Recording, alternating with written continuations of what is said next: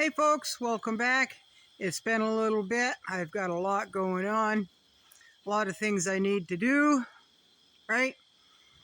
So I think the last video that I did was talking about when I gave permission for someone to come over and pick my Violetto pole beans, and they picked them in the rain, and they also gathered the big overripe ones for seed when they weren't ready to collect for seed.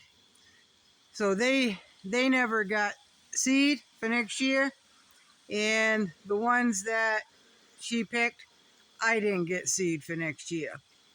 So here, I've been gardening long enough, so I know how much I need to plant, I know how much I need to allow to go to seed, and I expand every year, right?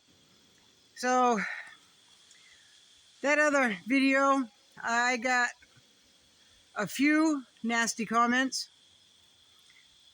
I deleted most of them. And I'm out here picking my beans, and then I'm like, you know what, let me get on and clear the air. Just clear the air. So I plant my Violetto pole beans. I eat a lot fresh, mostly eat them fresh, and then allow the rest to go to seed. So some of you understood why I didn't like it when they pick my beans when they are wet. That's just a rule that I follow. Never pick beans, never touch beans when they are wet. That's a rule I have. It ensures, or mostly ensures, that I'll get a good crop of healthy bean stalks and healthy beans, right? A few other people thought I was being mean and downright rude because I told this person they could come over who was a seasoned gardener. They have been gardening longer than I have, folks. Or just as long. Why I got upset? Because they picked my beans in the rain and took some seeds for next year for themselves when the seeds were not ready for seeds for next year, right? So she didn't get any seeds for next year, and I didn't get those seeds for next year, which I plan out how many I need, and I increase my yield every year, my planting. Every year I put more trellises up, or I make trellises longer. When you self-sustain, and you do that, or mostly self-sustain, and you do that for as long as I have, you know how much you need, you plan on that, and Mother Nature is going to mess you up as it is. I don't need someone coming in and messing it up for me. Nature can do that on its own, right? So these are all the beans I am going to pick. There's a lot more that are ready to pick to eat fresh, but this particular trellis was a trial trellis, just a trial trellis grown in different soil. So I've got all I need from this trellis. The rest I will not pick anymore. The rest will have to go to seed because this person picked about half of my seed. So I'm down about half of my seed, so I can no longer pick to eat. I have to allow them to go to seed now. Again, if you self-sustain, you got to be smarter than what I was. They may know what they're doing. They may know better. But if they space out and don't think, that puts me back, and that's my livelihood. All year round, I eat 90 plus from what I grow here, folks. 90 plus what I grow or raise for birds. I rely on the crops that I get. I rely on allowing a lot of them to go to seed, so I have seed for next year. And if I want to increase, then I allow more to go to seed. Now, someone else, another one hinted at this, but one come right out and said it.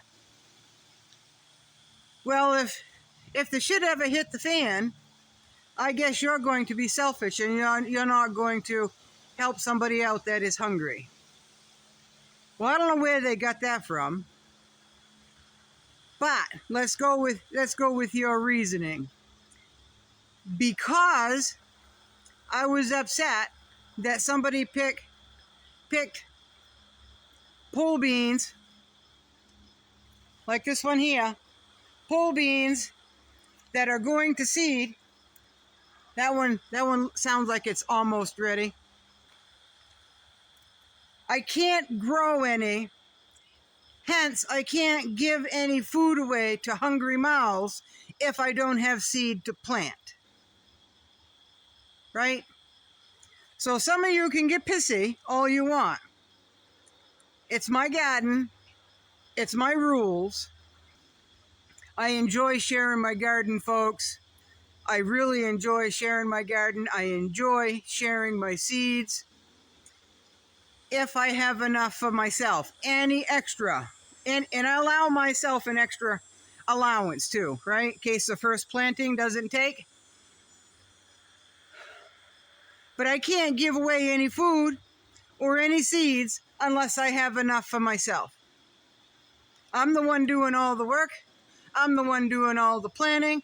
I'm the one eating the majority of it all year round, whether it's raw or canned, right? Now, there's a lot of things I do dehydrate. But some of you can call me selfish. You go right ahead. I hope you have a full pantry, and I hope it's enough for you to feed yourself and yours and anybody that comes knocking on your door asking for food. I hope you do. I hope you're not being one of the people that you're accusing me of. I have a big heart, folks. If I have enough for myself and mine, plus a little extra to go me X amount of time, right, that safe zone,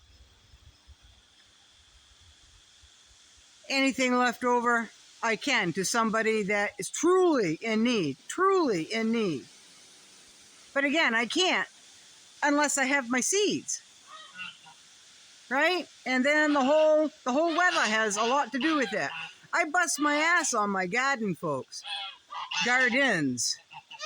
This isn't the only trellis. This is my experimental trellis. So this is almost a bonus. When I say almost, is because I have decided to put a few up in some pint jars out of this trellis. My other beans, I allow to go to seed, and I am canning those up. But these are better fresh. They really are. So basically, I eat these fresh, and then I save the seeds for next year's planting.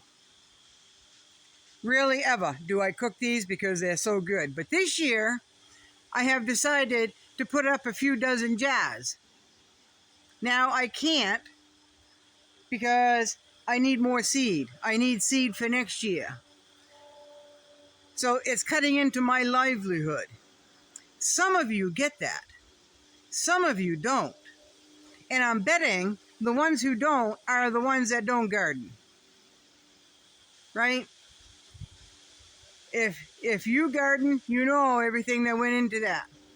If you don't garden, and I've said this before, it's not like you take a seed, put a hole in the ground, throw the seed in, cover it up, put a little water on it, and then walk away.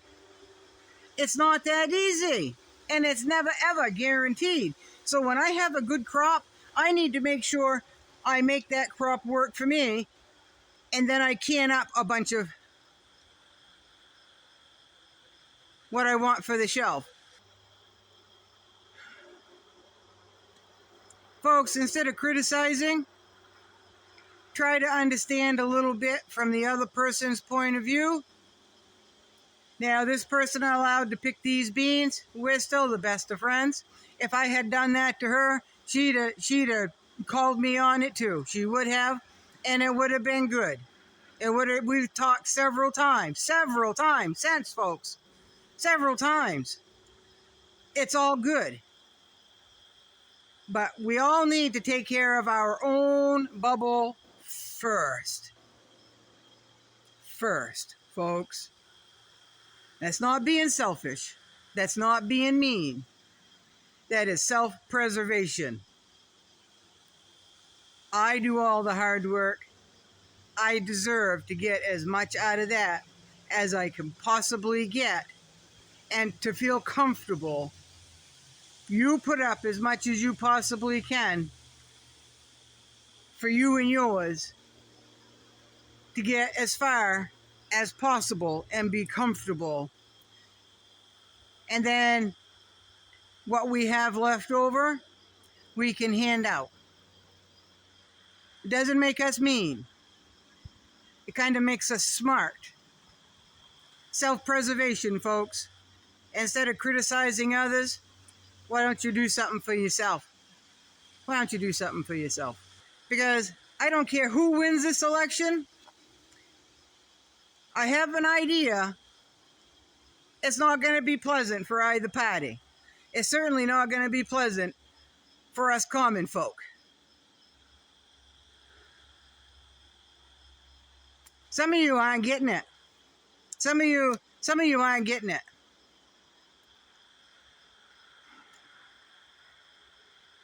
So anyway, there that is. Right? There that is. So today is Friday. I've done a lot. I've still got a lot more to do. It's been raining enough so I don't have to haul water. That's really good. Everything is full. Everything is topped off for everything else for the birds. I've got to tend to my bathroom buckets. Well, one bathroom bucket. And then I can probably go in, pick my tired, aching, sweaty feet up and rest before I close the birds in. And then I can wash up and maybe rest a little bit before I have to close my eyes for the night. Maybe.